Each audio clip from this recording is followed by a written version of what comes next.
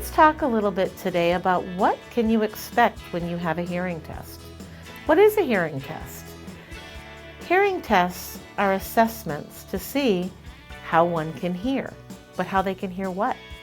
When we test hearing, actually, we're testing a spectrum of sound that actually makes up our language.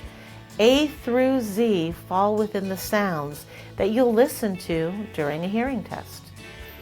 Your hearing care professional, your audiologist, will take a look into your ears to make sure that they're clear, and then you'll be guided into a sound room or in a quiet area where you'll be placed under headphones and instructed to listen for different sounds. You'll be instructed that when you hear a sound, to please advise the audiologist that you hear it.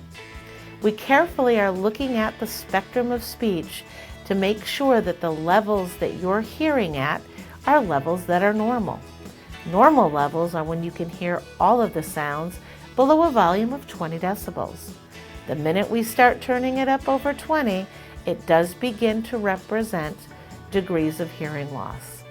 That's when your audiologist will guide you into the appropriate recommendations and treatment plan to treat your hearing loss if that's necessary. I hope I've given you a better understanding of what to expect when you go get your hearing tested.